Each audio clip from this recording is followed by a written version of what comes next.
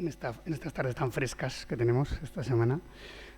Como decía, bienvenidos, Luis Aparicio, presidente de Fisca, Luisa Pellejero, no sé si está por ahí, directora de la ESDA.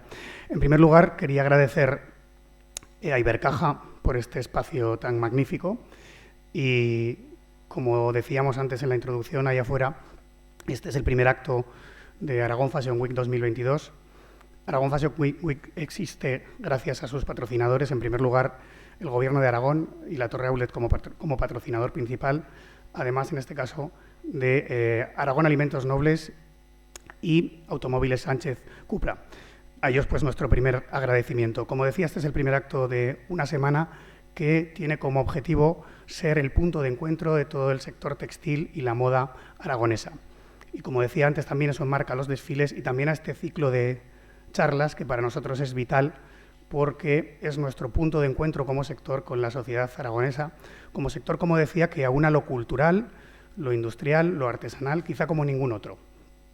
Este año el hilo conductor de nuestra semana es la moda como motor cultural, como motor para cambios culturales y sociales a lo largo de la historia.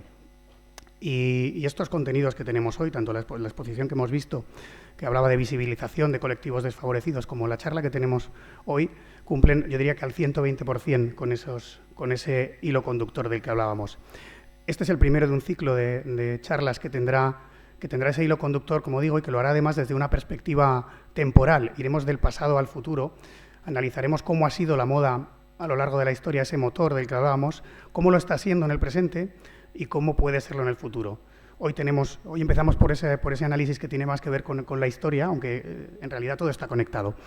Pero acabaremos teniendo charlas pues sobre el metaverso, sobre el futuro del sector, a las que estáis todos invitados porque yo creo que aportan contenidos muy interesantes.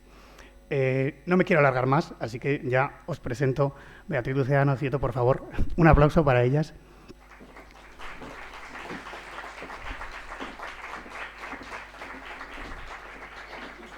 Os dejo el escenario y os dejo que desveléis vosotras el tema, aunque lo conocemos ya, de lo que vais a hablar hoy.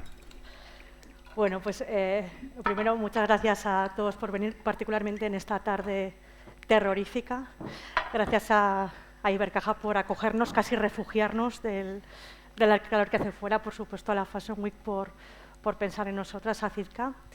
Y bueno, aquí estamos Beatriz y yo dentro de esta tarea que yo diría que es casi evangelizadora. Nosotros nos la tomamos así, con toda humildad y sabiendo que hay mucha más gente en esto, de defender la moda como algo muy lejano al terreno de lo frívolo, en el que, bueno, aún hay gente que se empeña en arrinconarlas, ¿no? Para nosotras, para Beatriz y para mí, ella como historiadora del arte, yo como periodista, la moda es una herramienta perfecta para explicar muchas cosas de la vida, muchas cosas del presente, muchas cosas del pasado, pero sobre todo muchas cosas de lo que va a pasar. A nosotros nos gustaría que ese espíritu que tiene la moda de riesgo, de atreverse, de ser punta de lanza, incluso a riesgo de recibir algunos bofetones o desprecios al principio, presidiera esta charla de esta tarde, a la que, por cierto, os invitamos a participar. Nosotras aquí soltaremos nuestro rollo, pero bueno, en el momento en que queréis intervenir, tenéis, por supuesto, toda la libertad. Y venimos a hablar de motor de progreso a todos los niveles, técnico, tecnológico, industrial, también social, también en el terreno del feminismo, que es un tema que a nosotras también nos interesa mucho. Y bueno, pues os estaréis preguntando qué tiene esto que ver con estas imágenes que aquí se están proyectando en el rulo de corsés y de una moda que tradicionalmente se asocia a la opresión, y además así es física, incluso mental. Pronto vamos a entender por qué el corsé para nosotras simboliza algo más que ese instrumento de opresión. Y para ello vamos a empezar hablando de una mujer, de Pilar Lana, una zaragozana que murió en el año 1912, o sea, su vida la desarrolló en el siglo XIX y que para nosotras es bastante inexplicable porque no se la conoce más, sobre todo en Zaragoza, que fue su ciudad. Efectivamente, bueno, nos hubiera encantado empezar la charla con un retrato, una fotografía enorme de Pilar Lana, ¿no? De nuestra admirada Pilar Lana, pero no es posible porque no lo hay. 110 años después de que Pilar falleciera, no tenemos vestigio alguno que sepamos de cómo fue, de cómo era su rostro. No hay fotos y no hay retratos. De su eco, de su trabajo, tampoco hay muchos vestigios. Sin embargo, bueno, pues lo que hemos llegado a saber a través de gente que os iremos contando, y iniciativas un poco como esta también, que estamos aquí para contaros, pues hacen que, bueno, pues que al final la figura de Pilar se pueda ir amplificando, ¿no? Con la perspectiva que da el tiempo, nos resulta muy paradójico que la trayectoria de una mujer que triunfó en toda España fabricando corsés, que el corsé al final es el epítome de la opresión femenina, ¿no? Como decía Ana, de la opresión no solamente física, sino también mental, resulte excepcional en la manera en que ella vivió su vida, tanto en lo profesional como en lo personal. Pilar Lana representa, como muy pocas otras mujeres, lo que hoy en día entenderíamos como una mujer emprendedora y una mujer empoderada. Para dar idea de la importancia de Pilar Lana, vamos a describir esta mujer que vivió la mayor parte de su vida en el siglo XIX con términos, yo creo que del siglo XXI, muy del siglo XXI. Sí, sí, le ponemos nombres de lo que ahora está de moda, ¿no? Lo que se identifica con éxito empresarial. Pues como decía Beatriz, Pilar Lana fue una emprendedora. Ella fundó una empresa, que luego veremos hasta qué niveles llegó, desde cero. También fue una mujer innovadora. Por ejemplo, introdujo nuevos procesos de fabricación, fábricas muy modernas donde los trabajadores estaban en unas condiciones hasta entonces nunca vistas, también nuevos procesos de comercialización, y supo ver las ventajas de cuestiones que ahora tenemos muy presentes, ¿no? Como por ejemplo la logística. También fue una empresaria que apostaba constantemente por el I+D. O sea, esta señora siempre estaba innovando y comprando nuevos ingenios para sus fábricas, hasta el punto de que la máquina de vapor industrial llegó a Zaragoza a través de Pilar Lana. O sea, este gran avance industrial llegó a Zaragoza y casi prácticamente a toda España para hacer corsés. Otra cosa que distinguía a Pilar Lana, pues lo que ahora se llama responsabilidad social corporativa. Es decir, gran parte de lo que ella ganaba lo destinaba a causas sociales. También rompió techos de cristal. Todo lo que esta tarde vamos a ver que hizo Pilar Lana lo hizo en un mundo absolutamente de hombres, con lo que eso supondría, ¿no? También lo veremos. También empezó de cero en un pequeño taller, no lo hizo en un garaje como los de Apple, pero bueno, esa mística, ¿no? de empezar como en una covacha para luego ser la pera, pues también lo hizo ella antes. Y bueno, si nos ponemos ya, pues bueno, yo no diría que tampoco tan fantasiosos, o sea, Pilar Lana supo lo que es lo viral. Era una señora que cogía tarjetones, esto Enrique Lafuente, que está aquí, lo sabe bien porque él tiene algunos de ellos, y se los daba a sus representantes y a su vez a su clientela para que se la fueran pasando unos a otros, y esto hacía de publicidad. Y desde luego fue una influencer total. Sus corsés acabaron siendo llevados por mujeres de absolutamente toda España, y prácticamente los corsés que se acabaron llevando en todo el país tenían la marca de Pilar Lana. Pero para que veáis que no es una cosa nuestra de fans, ¿no? de Pilar Laners, que somos un poco, pues Beatriz nos va a leer lo que se publicó en el año 1902 en el periódico El Liberal, en un suplemento que se dedicaba a la Zaragoza industrial con motivo de las fiestas de Pilar. O sea, que los suplementos estos de Branded Content tampoco se han inventado ahora. Bueno, el periódico de Madrid, no de Zaragoza, ¿vale? El periódico Liberal de Madrid. Decía: bien puede calificarse de notabilidad en su género la fábrica de corsés que, en la calle 5 de marzo, número 2 triplicado, tiene establecida doña Pilar Lana. Fundado este establecimiento por su actual propietaria, doña Pilar Lana, y siendo el más antiguo de España, bien puede deducirse que con las ventajas y conocimientos que ofrece una práctica en cualquier industria, unidas a la inteligencia y laboriosidad desplegadas por aquella señora y la constante aplicación de nuevos elementos del progreso, la fábrica de la señora Lana es hoy, indiscutiblemente, la primera de su clase.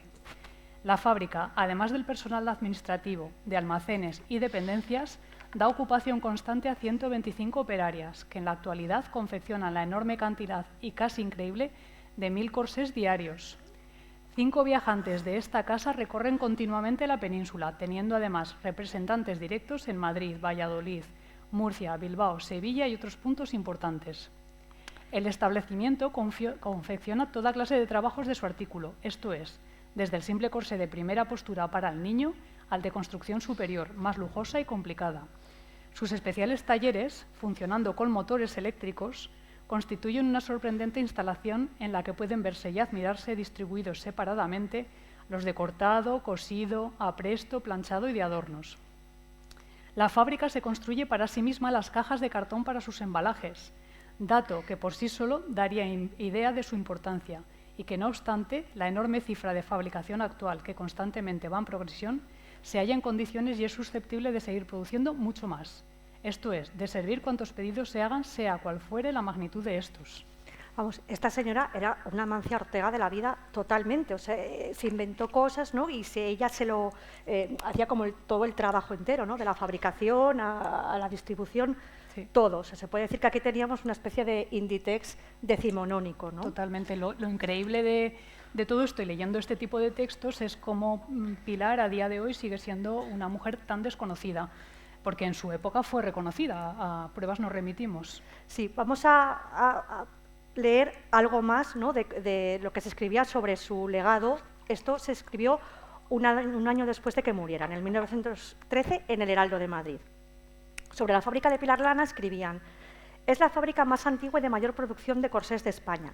Trabajan las obreras y operarios en inmejorables condiciones, en pabellones amplios, con luz espléndida y disponiendo de la más perfecta y moderna maquinaria.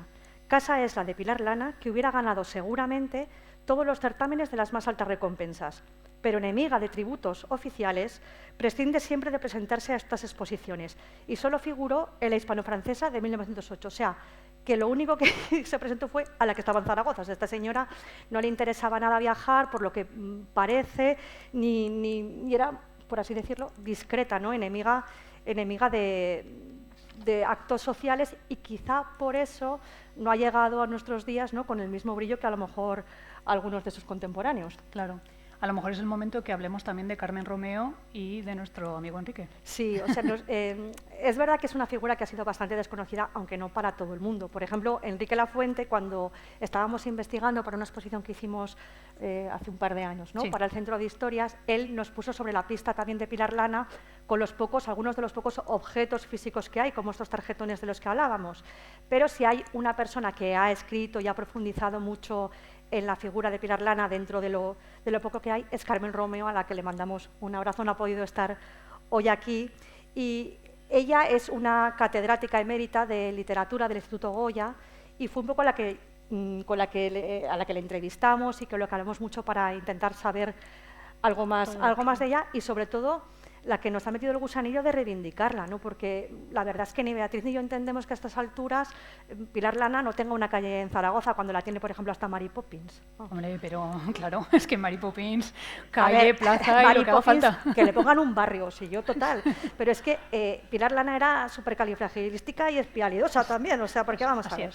Vamos a profundizar en sus logros, bueno, aunque hay que decir aquí que todo esto, y lo subraya esto muchísimo Carmen Romeo, lo hace dentro de un mundo de hombres, ¿no? Entonces, de nuevo, después de su muerte, en un periódico hablan loando a Pilar Lana, pero atención a lo que dicen. No es posible pasar en silencio el nombre de Pilar Lana, respetabilísima heroína, que gracias a su clara inteligencia y a su resignación ante la irreparable pérdida de su esposo, consagró todos sus desvelos y excepcional talento a demostrar de modo elocuente cómo la mujer tiene capacidad intelectual suficiente para acometer magnas empresas. Sí, bueno, no solo montaba fábricas, sino que la señora además tenía que estar demostrando todo el rato. Esto me suena también un poco, sí, ¿eh? Sí, que no era tonta. Que no era tonta. Y luego, si tenía un poquito de tiempo, pues a la beneficencia. Criar un hijo, las croquetas, sí, y luego pues montar galas, ¿no? Para la Cruz Roja. Sí, bueno, estas cosas. Pues precisamente esta parte benéfica, ¿no?, a la que se dedicaba Pilar Lana, finalmente el karma se lo ha devuelto, porque es a través de esa parte específica de su vida, fíjate que hizo cosas, por la que, digamos, ha vuelto a la vida, ¿no?, a través sobre todo de Carmen Romeo. Voy a leer cómo ella misma explica cómo se le cruza en la vida Pilar Lana, ¿no?, a Carmen Romeo. Dice ella: en el año 2010 estaba haciendo un trabajo sobre las mujeres y la Cruz Roja, cuando por casualidad me encontré con Pilar Lana. Entonces no sabía que iba a dedicarle parte de mis desvelos y que todavía me quedan muchas lagunas en la vida y en la obra de esta gran empresaria. En 1896, la Cruz Roja de Zaragoza, junto a la estación del Arrabal, fundó un hospital de soldados transeúntes para atender a los soldados de Cuba y Filipinas. Una de sus financiaciones era con las tómbolas, y allí me encontré con que los donativos más importantes eran los de Pilar Lana. Supuse que era una mujer importante de la Cruz Roja, pero no. Tiré del hilo y me encontré con una gran empresaria muy generosa y muy popular. Me sorprendió que no era la dueña de una corsetería, sino de la primera fábrica de corsés de España. A lo mejor me hace pensar todo esto, que aparte de que pudiera ser una mujer discreta, el hecho de que solo tuviera un hijo, que a su vez, su hijo era Daniel, que a su vez no tuvo descendencia, pudiera hacer que cayera en el olvido, pues porque no ha habido, pues eso, unos descendientes, unos herederos, pues ni que hayan mantenido la fábrica, ni a lo mejor todo ese legado, pues material, ¿no? Que nos hubiera venido fenomenal en la exposición. Es verdad que, ese factor incontrolable, ¿no? de que solo tuvo un hijo y que ese hijo a su vez no tuvo descendencia, puede haber contribuido al hecho de que la huella, la línea de Pilar Lana se haya perdido en la historia. El hijo de Pilar era Daniel Mendiri Lana, y fue, la verdad, un gran apoyo para su madre, y siempre estuvo muy a su favor y la ayudó en muchísimas cosas, ¿no? Y fue un estrecho colaborador ya de adulto. Él vivió, ¿no?, junto con su madre, por ejemplo, en una de las fábricas que luego veremos que tuvo en la calle 5 de Marzo. Esa fue una de sus viviendas.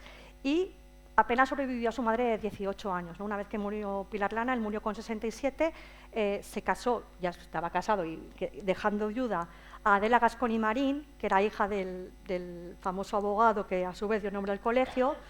Conchita es que ha ido a ese colegio, mi hijo también. Bueno, y entonces, un dato curioso de Daniel Mendiri Lana es que era masón.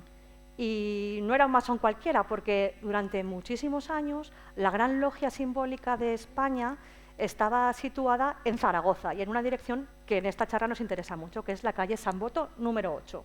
Sí, San Boto número 8, que supongo que lo situáis un poco, pero es en la actual plaza... ahora se me ha ido, Santa Cruz. Iba a decir, ¿dónde está el Praga? Yo con los bares. En la plaza Santa Cruz, pues la calle San Boto, ¿vale? Ahí es donde... O sea, digamos que sería el edificio pegado a lo que era Bantierra, que era la Universidad de San Jorge. Eso es. ¿Vale? Que ahí tenía su primera... despacho de arquitectos, sí, pues allí estaba San Boto 8. Eso es. ¿Y qué pasaba en San Boto? Vale. Bueno, ahí en 1875, como soy muy mala para las fechas, prefiero leerlo, Lana comenzó cosiendo en los bajos de su propio edificio. Eso era habitual en los negocios de la época. Pilar Lana procede de Pina de Ebro, ¿vale? Era hermana de Cristóbal y de Mariano, agrimensor y ingeniero industrial respectivamente, que fueron los autores de los planos de Pina de Ebro que se realizaron en 1874. O sea, que eran todos agudísimos en esa familia. En esa familia, era una familia de listos, estaba bien rodeada. Sí. Pilar se casó con Daniel Mendirigan, que era un famoso abogado, fue licenciado por la Universidad de Zaragoza, en 1858 ya era el secretario de la Academia Jurídico-Práctica Aragonesa, y en 1861 pertenecía al comité del Partido Progresista y figuraba en listas electorales, ¿vale? Este señor fallece en 1864 y deja viuda a Pilar con su hijo Daniel, ¿vale? Y pues en ese momento malo económicamente para ella es cuando ella decide no ponerse una tienda de corsés, sino un taller de corsés. Las tiendas eran más habituales, no tanto los talleres.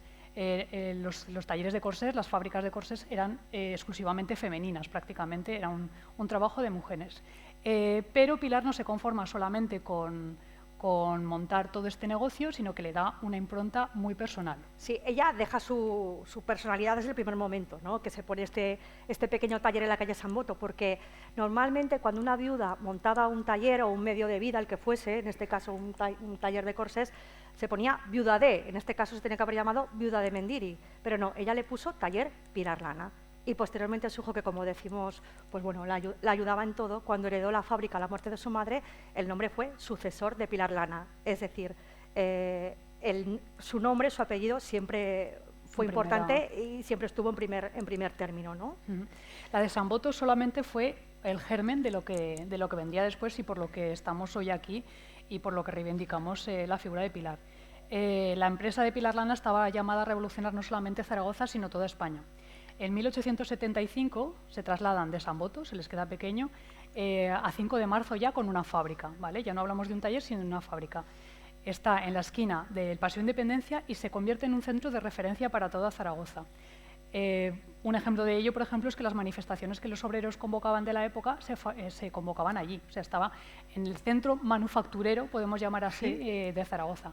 Hay que ponerse un poco en situación y pensar que estamos a finales del siglo XIX y que estamos hablando del extrarradio de Zaragoza. O sea, decimos 5 de marzo y ese pleno centro de Zaragoza, ¿no? O sea, si le damos en la diana, ahí es donde hay que darle en la Zaragoza de hoy en día. Sin embargo, 5 de marzo en aquella época era el extrarradio. O sea, tenemos que situarnos para hacernos idea un poquito de qué estamos hablando, ¿vale?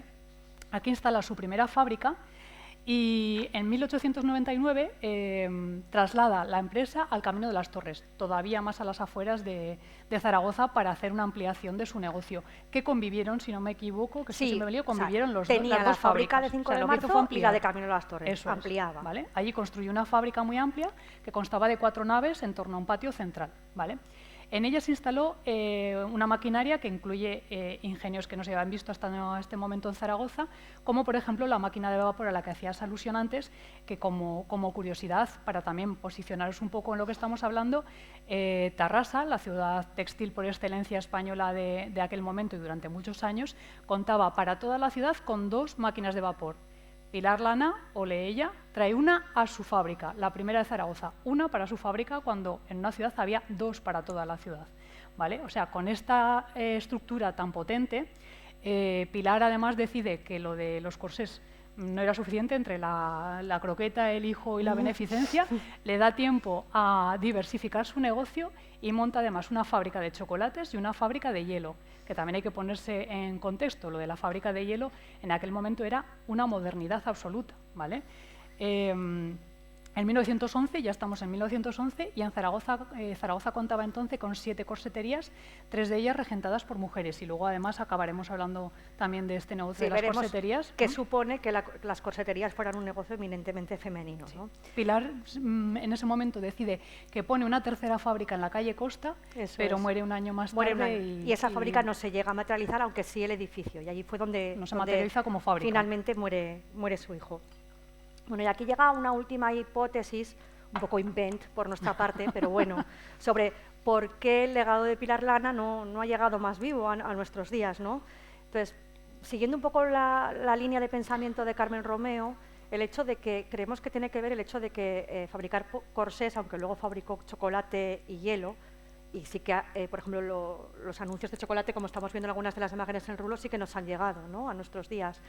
Era un negocio solo de mujeres y, por tanto, quizá fuera algo con menos relumbrón que otras cosas que pudieran hacer los hombres, ¿no?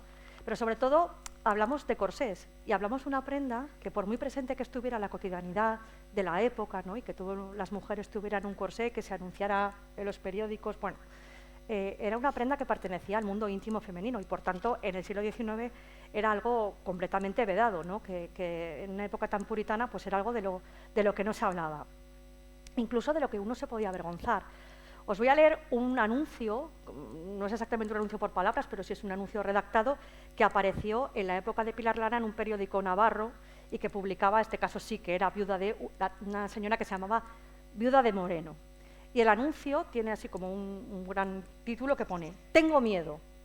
Y dice: «Amables lectoras, no me atrevo a dirigirme a vosotras otra vez porque sé que muy mal les sabe a más de 2. Pero espero que por esta vez me dispensarás. Tengo el gusto de ofreceros un surtido en género para corsés para esta temporada, tan inmenso como elegante.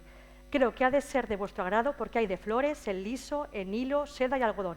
En fin, de todo en mi casa». Es decir, se anunciaba, pero con miedo, ¿no?, a sabiendas de que hay gente que la iba a criticar por eso.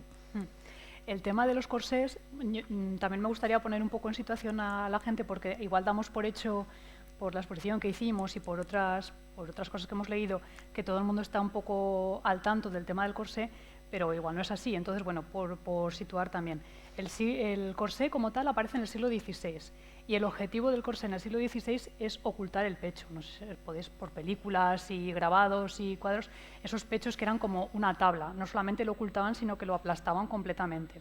Desde ese momento se inicia una larga historia que todavía continúa a día de hoy, en la que la ropa interior queda íntimamente ligada a la modificación de la silueta femenina y se ha ido adaptando a las diferentes modas de cada momento.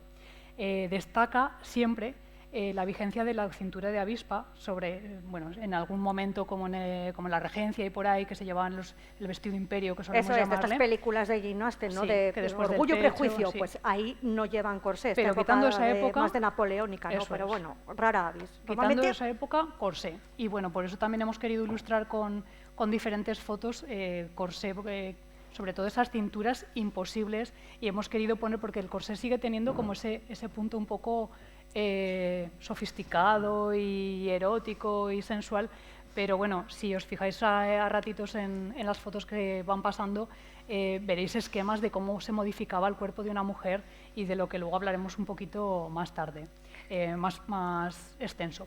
En la época de Pilar Lana, el corsé vive un momento álgido, sobre todo por la influencia del Art Nouveau y el gusto por las líneas curvas, ¿vale?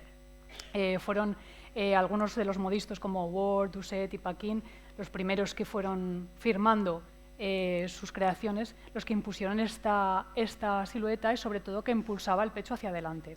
Es una figura evidentemente idealizada, es antinatural y llegó prácticamente hasta antes de ayer, porque también podemos ver y todos tenemos en la cabeza pues, imágenes de Marilyn o de Gina Lollobrigida y estas increíbles mujeres, ¿no? Pero que sus cuerpos realmente son un poco antinaturales, ¿no? Llega hasta los años 50, sobre todo de la mano de Christian Dior y el New Look, que encarnaba a esa mujer sofisticada, por otro lado maravillosa. O sea, yo me escandalizo, me hago así a la par que lo flipo de maravilloso que son esas fotos y esos trajes, ¿no? Después de la Guerra Mundial, pues bueno, es el último empujón a lo mejor respecto a esa figura de la mujer. Es que esto que dice Beatriz es verdad, porque bueno, casi nada en la vida es blanco o negro, ¿no? Nos movemos en el terreno de los grises y es verdad que el corsé puede representar un poco esa ambigüedad que hombres y mujeres, pero yo creo que sobre todo las mujeres tenemos a veces delante de la moda y de las tendencias, ¿no? Que muchas veces queremos ir guapos o a la moda y eso no es lo más cómodo. El corsé, pues como hemos visto, ha sido un instrumento, en el caso por ejemplo de Pilar Lana y de otras muchas mujeres, de ser independientes económicamente, de ganarse la vida, incluso de llegar al éxito, ¿no? Como en el caso de Pilar, incluso ha traído muchísimas innovaciones, no solo el corsé, sino la ropa interior en general, ¿no? Nuevas técnicas, nuevos procesos industriales. Pero también, y esto no lo podemos obviar, o sea, el corsé era una auténtica tortura. Igual que ahora el feminismo tiene diversas corrientes y de vez en cuando se generan todo tipo de debates más o menos encarnizados sobre cuestiones que a todos nos atañen, el corsé en la época de Pilar Lana también fue un motivo no tanto de polémica, pero sí que había opiniones encontradas. Y por eso queremos traer aquí a esta charla algunas contemporáneas de Pilar Lana. Y queríamos sobre todo resaltar a una que se llama Dolores Aleu, y ella murió solamente un año después que Pilar Lana. Pilar murió en 1912, Dolores Aleu murió en 1913, y esta señora fue la primera licenciada en Medicina de España. Os voy a leer, sí. Su tesis doctoral se titulaba «De la necesidad de encaminar por nueva senda la educación higiénico-moral de la mujer». Fue presentada en 1883, ¿vale? Es un texto realmente emocionante, se adelanta con pasión y genio, es visionario en muchas cuestiones que 150 años después, a día de hoy, siguen estando completamente vigentes. Si te parece, leemos unos pequeños fragmentos. La tesis doctoral está entera en Google, o sea, podéis googlear a Dolores Aleu y os sale la tesis doctoral, y nos sorprendió primero lo entretenida que era, o sea, la forma que tiene de escribir, que, bueno, normalmente las tesis doctorales utilizan un lenguaje que si no estás puesto en la materia cuesta entrar, ¿no? Sin embargo, la tesis de Dolores es completamente leíble, o sea... Es muy literaria. Y bueno, sobre todo la actualidad, para mal un poco también, o sea... Sí, es muy vigente, ahora lo vamos a ver. Primero, antes que nada, antes de leer algunos trozos de la tesis de Dolores Aleu, me gustaría poner también en contexto de cuándo se leyó esa tesis. Fue en el año 1883 y la tesis empieza con un agradecimiento a su director de tesis y a su mentor, y dice lo siguiente, porque a Dolores Aleu le tiraban piedras cuando iba a clase. 1881, finales del 19.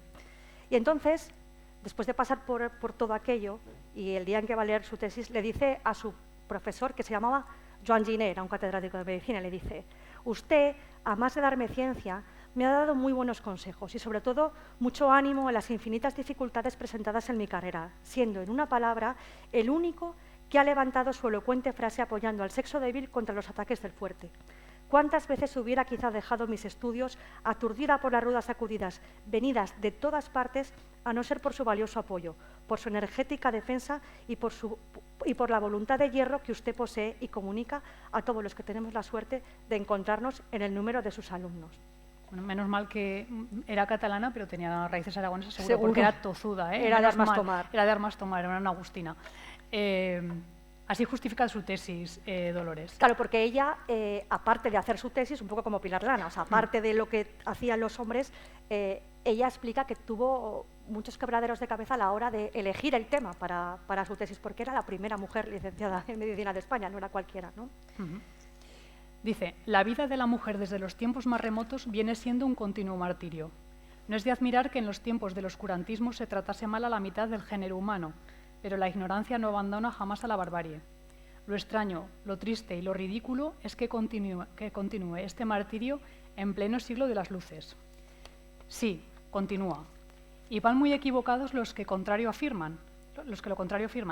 Lo que se logra es avanzar algo, pero muy poco. En las reformas que merece la educación tanto física como moral e intelectual de la mujer, aún le toca a nuestro sexo sufrir muchísimo. No hemos salido de la esclavitud. Esta subsiste todavía. Lo que se ha hecho en el transcurso de los siglos ha sido cambiarla de aspecto, endulzarla, hipocritizarla y, como toda transformación va seguida, casi siempre de perfeccionamientos, los que ha tenido la educación de la mujer han ido mejorando algo su estado, sin que esto quiera decir todavía que nos hallemos muy rezagados. O sea, esto se podría afirmar hoy mismo. Yo aplaudo. Bravo, Dolores. Sí. De verdad, la tesis doctoral es un poco toda en este sentido y es súper entretenida, porque está genial, que yo también me lo he leído a Chimamanda, pero es que tenemos una señora de aquí al lado que es que era una genia, ¿no? Bueno, entonces, como decimos, la tesis doctoral es un verdadero manifiesto científico feminista que se adelanta visionariamente en el tiempo al entender la salud de la mujer como algo que también tiene que ver con la igualdad, con sus condiciones sociales, con su educación, ¿no? Pero Dolores también desciende, aparte de cuestiones así más generales, a lo concreto, ¿no? Y se refiere a la moda. Y dice, los abusos que se hacen del vestido son los que necesitan más correctivo. Estos abusos no son solamente higiénicos, sino que también a veces son estéticos. Y con el corsé se queda a gusto. Los corsés que en esa época hacía Pilar Lana. Y dice, la prenda que más daño causa a la organización femenina es el corsé. Si se llevase no más que con objeto de sostener el cuerpo y mantenerlo erguido, pase. Pero se lleva muy apretado para aumentar la delgadez del cuerpo, como si lo delgado fuera lo equivalente de lo hermoso. Por una parte, el cuerpo que tiene mala forma no se reforma con el corsé, y por otra, lo bonito no es lo estrecho del talle, sino que consiste en la debida proporción entre el talle y la talla. Y ella se moja, dice, los cuerpos de abeja, las cinturas ideales son horriblemente feos. Y a ningún pintor ni escultor se le ha ocurrido pintar ni esculpir una Venus con tallas de esbelta señorita.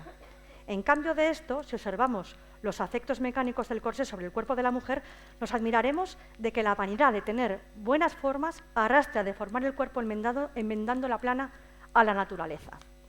El estado de consecuencias médicas que Dolores Aleu desgrana en su tesis doctoral es aterrador. Como os digo, hemos procurado poner algunos esquemas de cómo se deforma, porque no tiene otro nombre, el cuerpo de la mujer a base de llevar todos los días de su vida corsés, y casi siempre lo que nos llama la atención es decir, qué cintura de avispa, fíjate, pero estas son algunas dichas por médicos, ¿vale?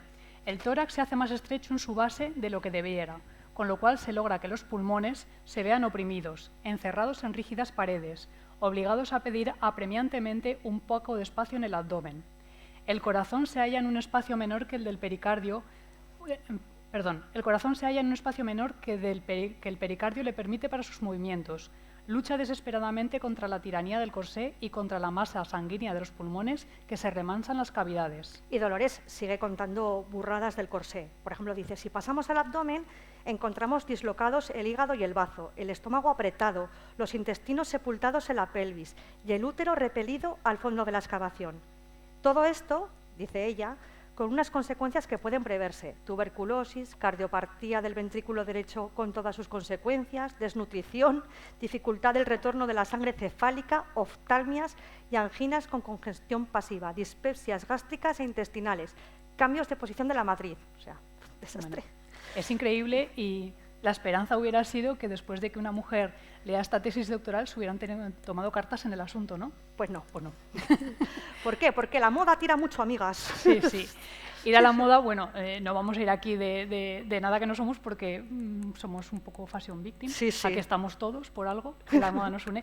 Y bueno, ir a la moda es un deseo irrefrenable para muchos y muchas, ¿no? Que estamos aquí y que no estamos aquí. La estudiosa Blanca Rodríguez Garabatos publicó en 2020 un libro con una tesis doctoral maravillosa que también os recomendamos, que investiga la presencia de la moda en la literatura de Emilia Pardo Bazán, otra de nuestras ídolas. Sí, y contemporánea de Pilar Lana. Exacto.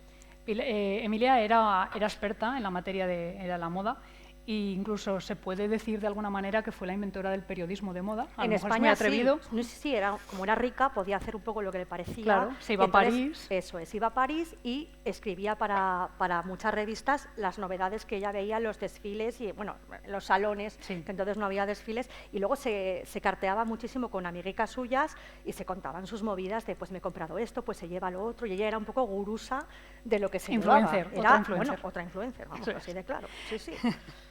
Rodríguez Garabatos pone el foco de la atención en el corsé, ocupa un lugar muy importante, puesto que era la prenda estrella, la prenda clave de la moda del momento. Es que el corsé sale en casi todas las Claro. novelas de Pardo Bazán, o sea, no hay novela que no lo nombre, ¿no? Eso es. La investigadora dice, pese a las contradicciones y advertencias, el corsé prevaleció. La moda manda y es tirana porque se trata de una experiencia cotidiana a través de la que se expresa un correcto juicio estético, es decir, la capacidad de comprender y diferenciar lo bueno de lo malo. O sea que, vamos, ya te puede la pelvis irte y el útero Da por igual, aquí, pero ahí tú, estaremos. Antes que muerta que todo el mundo sencilla, sepa para que presumir sabes hay lo que que se sufrir, lleva, en fin. es que es así. Yo un poco lo entiendo, la verdad. Claro, Bueno, no, sí, ¿qué vamos entonces, a decir? Rodríguez Garabatos, que es historiadora del arte como tú, Ujú. va un poquito más allá, ¿no? Y dice, el corsé materializa el ideal de belleza de la época, que era una mujer débil y enfermiza. Y es que realmente el corset, por todo esto que Dolores Aleu estaba avisando y nadie le hacía caso, pobre mujer, pues procuraba todos estos desmayos y era un poco la pescadilla que se muerde la cola. O sea, el corsé materializaba esa idea de mujer débil y desmayada y blanquecina y a la vez lo procuraba porque es que se ahogaba literalmente. Entonces, se puede decir que en la obra de Pardo Bazán el corsé, como decía, es un personaje pues bueno, casi tan protagonista como muchos de sus heroínas o víctimas, ¿no? Y además aparecen muchísimos tipos de corsés, como estamos viendo en las imágenes, hay de todo tipo, ¿no? Aparecen, bueno, que hay corsés de niños, todos estos que fabricaba Pilar Lana, pero por las obras de Pardo Bazán aparecen corsés de día, de noche, bueno, hasta de ir por casa, o sea, porque la gente iba literalmente por casa con un corsé. Y les atribuye también Pardo Bazán muchos atributos, ¿no? Por ejemplo, en su novela El dulce sueño describe Pardo Bazán a una marquesa y al corsé le atribuye propiedades rejuvenecedoras, ¿no? Y dice, el busto atrevido obedece a la obra maestra del corsé y en su maceramiento de sesentona persiste una gracia arrogante que yo desearía imitar. Y también, sobre todo, aparece como protector de virtudes, ¿no? Ese escudo de que el hombre no se me acerque. Dice, por ejemplo, hay un personaje que es Segundo en El cisne de Vilamorta y Segundo piensa, maldito corsé. Y dice, Segundo desearía que sus dedos fueran garfios o tenazas que al través de la tela del vestido, de las recias ballenas de la ropa interior, penetrasen y se hincasen en su corazón agarrándose. Bueno, el corsé sigue simbolizando ese momento erótico, sensual y seductor, ¿no? Eso sigue siendo así. Claro. Pardo Bazán era una mujer súper echada para adelante, era incluso descarada para la época en la que también se lo podía permitir, pero gracias a ellas avanzamos. También le recomendamos un libro que reúne las cartas que se mandaba con Pérez Galdós, que eso es muy fuerte. O sea, hombre, bueno, sí, vamos, eso allí es, sí que no había corsé que valga. Nada, bueno, sí. De hecho, yo creo que para ella era una prenda como súper hot. O sea, sí, por ejemplo, en La prueba, en la novela La prueba, su protagonista, Carmiña Aldao, dice literalmente, entreabrió el corpiño destapando la garganta y, en suma, procuró, caso notable, presentarse de manera que pudiese atraer las miradas del deseo. Bueno, yo pagaría por haber asistido a un café con la Pilar Lana, la Dolores Aleu, ¿no? La Pardo Bazán. Eso era un podcast. Sí, y no, efectivamente, o sea, es que, vamos, mirarla por un agujerico, a ver, igual se despellejaban, bueno, no lo sé, ¿no? Pero una gran empresaria, la primera médico de España y una de las mejores escritoras, ¿no? Y también avanzada en su tiempo, unidas o desunidas, nunca lo sabremos, por el corsé, ¿no? Bueno, pues así vemos cómo esta prenda, aparentemente tan opresora, pues también ha tenido su papel, ¿no?, en el avance en todos los sentidos, ¿no?, social, industrial, también, ¿por qué no?, en la igualdad femenina, ¿no? Pero aquí nos falta una patita que también queríamos traer aquí, no solamente esto va de genias y de mujeres talentosas para su tiempo, sino que también ha tenido un papel, y para Beatriz y para mí es un tema que también es muy importante, el pequeño comercio, y en concreto las corseterías, ¿no?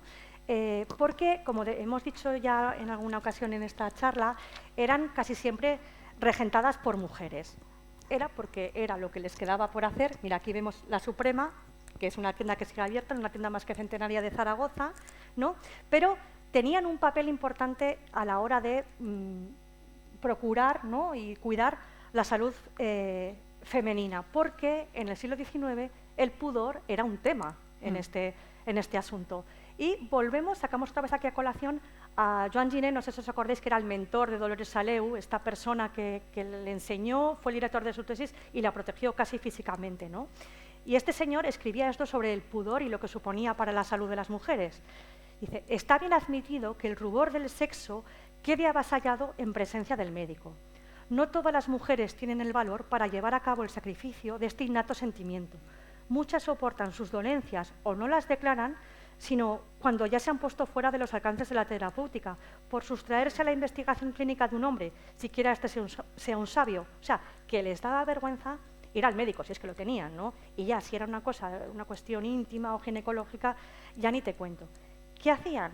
Pues ir a las corseterías. Sí. Y allí, en estas esferas de intimidad, cuando se compraban un sujetador o necesitaban una faja 50 tallas mayores porque a lo mejor tenían un tumor increíble, pues salían todas estas cuestiones también del posparto, cuestiones que ahora vemos más o menos normales, pero que entonces eran casi inconfesables, ¿no? Claro, esto nos lo ha constatado además Ana, la doña de la Suprema, actual, que es, bueno, como todos sabéis, es un negocio centenario, siempre liderado por mujeres, y Ana, la persona que lo lleva actualmente, nos constataba esto, lo que estamos diciendo, que claro, ahora nos parece normal, vamos al ginecólogo cuando hay un problema, nos hacemos nuestras revisiones, pero hay que volver a contextualizar y hacernos cargo de la vergüenza enorme que pasaban las mujeres, que es que, bueno, para empezar, las clases más bajas no tenían acceso a este tipo de cosas. Por supuesto, se paría en casa y, por supuesto, ni había luego seguimiento ni nada por el estilo.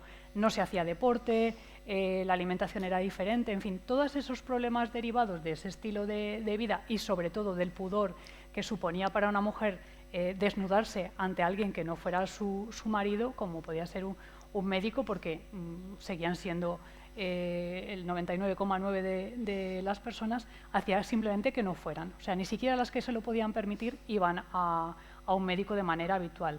Y entonces encontraban, lo que decimos, en este tipo de negocios, pues ese caldo de cultivo para la intimidad, para compartir cosas que en otro... Y soluciones a sus movidas, claro. Eran como las... no sé, es que eran los dispensarios oficiosos. Eso es. Por así Sobre todo decir. yo creo que encontraban eso, como la posibilidad de hablar, ¿no? Un clima de confianza. Y sobre todo lo que dices, pues que les pudieran, las corseteras, les pudieran indicar que era lo más adecuado para cualquiera de las dolencias que pudieran solucionar. Así que, bueno, el comercio local, una vez más, ha hecho un papel mucho más allá de lo que meramente pueda suponerse, ¿no?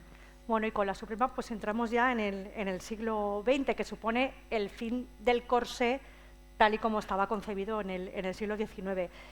Al final todos sabemos que, como era esto, que la televisión no mató la estrella de la radio, pero el sujetador sí que mató la estrella del corsé. Es decir, el corsé se mantiene de forma muy distinta, luego también lo veremos, pero sí que es verdad que el sujetador, las fajas, pero sobre todo, de nuevo, avances técnicos y de tejidos, sobre todo elásticos, introdujeron otras formas de perfilar la silueta femenina que hicieron que el corsé quedara en una cuestión más de moda que ligado a la corsetería propiamente dicha, ¿no? Sí, así que ahora el corsé es una pieza totalmente diferente. Que no sé si hemos ahondado suficiente, es que lo de no llevar corsé no era una elección, o sea, es que era obligatorio. No llevar corsé para decirlo así, era de guarras. O sea, vamos a decirlo así ya a estas alturas de la tarde. Entonces es que no era una elección. Efectivamente, el corsé ahora nunca ha dejado de estar el corsé, pero... ahora podríamos decir que es casi lo contrario, ¿no? Casi es una prenda, elección, exacto. Por supuesto, es una prenda de elección, es una prenda de moda y es una prenda que en numerosas ocasiones la identificaríamos con una mujer poderosa, exacto. de aquí estoy por aquí ha yo, salido Madonna, una artista, que puede ser a lo mejor pues, incluso ligado al escándalo, efectivamente, eso ¿no? es. Y con muchos diseños. En España tenemos grandes diseñadores de corsés, por ejemplo, Maya Hansen, que vende corsés a todo el mundo, ha vestido a Shakira y a gente pero no hay que irse tan lejos muy importante, como a Maya, pero no hay que irse tan lejos. Tenemos aquí a Enrique una vez más y tenemos a Marta Peters, que son los dos, seguramente los dos ejemplos más relevantes de la moda aragonesa en relación al corsé, ¿no? Y sobre todo es que ahora es un objeto de deseo y yo creo que se ha dado la vuelta a la tortilla por fin, al menos en lo que al corsé se refiere, y ahora quien lleva corsé es porque quiere sentirse deseada, porque lo lleva puntualmente, evidentemente no le va a cambiar su fisonomía, evidentemente igual no puede cenar mucho esa noche, pero un poco sí, y seguramente si se desmaya la llevarán a urgencias. Si te desmayas es porque quieres. Eso también. Porque te ha apetecido. Eso es. Entonces, bueno, por fin se ha dado la vuelta a la tortilla y esa historia que comienza siendo de opresión, al menos en lo que al corsé se refiere, lo hemos llegado a subsanar. Bueno, pues no sé si tenéis alguna, por nuestra parte ya está, si queréis algún encargos de corsés, está aquí Enrique La Fuente, no sé si tenéis alguna pregunta, alguna curiosidad, alguna duda sobre Pilar, sobre comentarios. Hombre, por supuesto.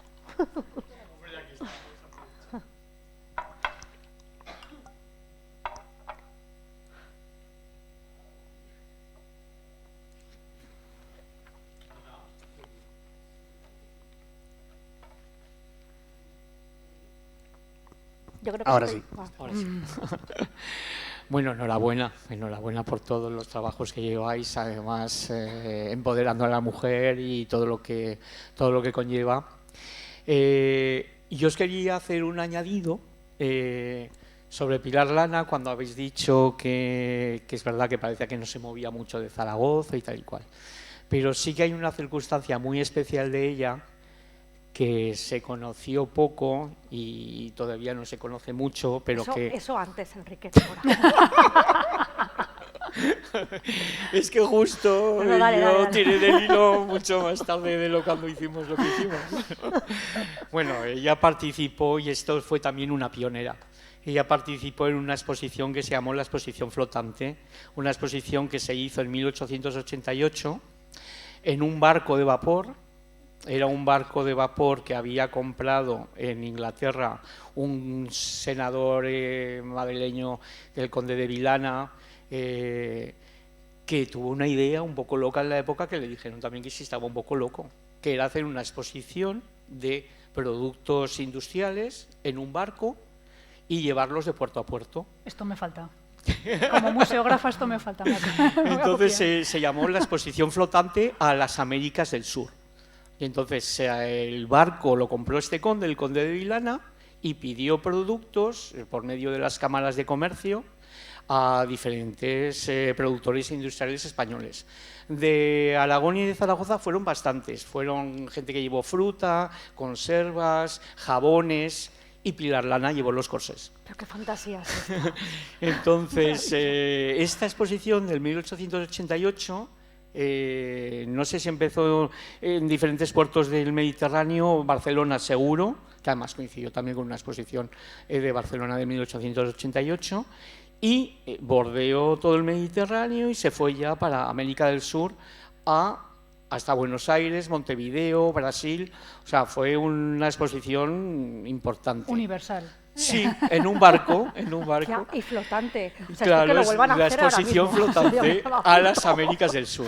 Y duró como 9 o 10 meses. Pero qué maravilla, por favor. Debió pasar algo en esa exposición, porque hubo luego al año siguiente, en 2 años después, en 1890 había litigios, debió pasar algo de que había gente que no pagaba, o algo debió pasar. Hubo líos. Movidas. De tal forma que igual el pobre conde senador se debió medio arruinar porque el barco lo vendieron a los argentinos y ese barco se quedó luego en la Armada Argentina, en la Marina Mercante, en fin, duró... Bueno. No entiendo cómo pudo salir mal. O sea, luego le explico. Un crucero industrial. No, pero además fue en esa época fue muy novedoso. Luego se repitió una exposición flotante un siglo después con Franco en 1955, en otro barco se hicieron. Eso lo dejo apartado por un lado. Y luego, por otro lado, sí que os digo que eso ya lo hablaremos entre nosotros, pero que hablando de la Pardo Bazán, la que compitió en un salón de moda con Emilia Pardo Bazán, allí en Madrid, había dos salones como importantes, la Pardo Bazán, que estaba en la calle San Bernardo en su palacio, y luego había otro salón paralelo donde iban otros artistas intelectuales un poco que medio enfrentados con el círculo de Pardo Bazán, que era el Salón de Concepción Jimeno, que ella era de Alcañiz, pero ya lo hablaremos, o sea que había una... Pues lo siento, pero yo yo soy Pardo Bazán total, o sea, por mucho que la otra sea de Alcañiz. Ya tiraremos de ese hilo, bueno. Sí. Bueno, gracias Enrique, o sea, si es que es una Wikipedia total. Más cosas, alguien por ahí. Hola. Señor ¿Funciona? Óscar, no sé. Hola. Hola. ¿Qué tal, Ana? Hola, Beatriz. Oye, yo tengo una curiosidad que desde luego no es nada enciclopédico. Me refiero a Enrique, que para mí es una enciclopedia humana. Hay una fotografía, como se han ido repitiendo durante bastante tiempo, Sí. que me causa bastante curiosidad. Y aparece C8 en la parte superior y hay una señora que da la sensación de que está en un potro de tortura. Está en un gimnasio, ya sé Eso- cuál dices. eso Es el gimnasio. Iban al gimnasio con corsé. Sí, sí. Una Sí, sí. máquina de hacer deporte. Sí, sí, es una señora que está así como muy, Sí, ¿verdad? correcto. Sí, sí, sí. Pues eso Pues es es un que me- gimnasio. Me generaba mucha curiosidad porque no tenía Sí, ni sí, idea es de que qué podía ser la eso. pusimos por curiosa, porque claro, o sea, lo que decíamos de que no se quitaban el corsé ni en casa es que es literalmente, o sea, iban al gimnasio, las que, bueno, lo del gimnasio claro es una forma de hablar, ¿no? Pero bueno, eran los gimnasios de esa época, y iban vestidas con Sí. toda esa indumentaria y debajo, lógicamente, el corsé. O sea, Bueno, pues- si ya cuesta respirar con un corsé de diario, haciendo algo de ejercicio, el que sea, imagínate. Pues Sí, mira, es una foto brutal. Gracias, porque yo había llegado a pensar que era una máquina para que una sola persona se pudiera poner el Ah, corsé, pues- no sé pues, muy bien cómo, porque era algo como muy increíble. Sí, Bueno, el sí. gimnasio sigue Gracias. siendo un poco potro de tortura, o sea, Sí, como sí, que sí, tampoco, sí. en eso tampoco hemos cambiado tanto. Sí. Óscar, no sé si querías...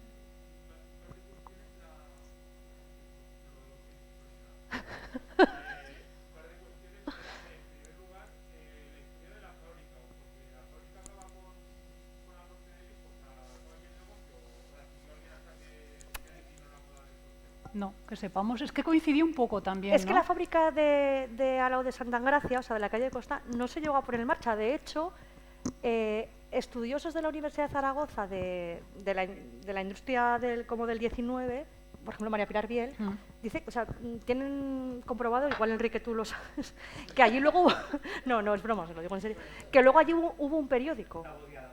¿Ves? La Voz de Aragón. O sea que la... Gracias, Enrique.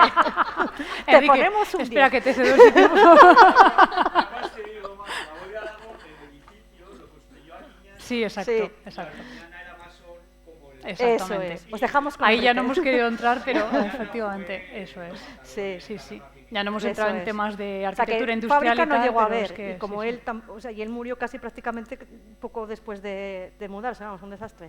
Sí. No lo sabemos.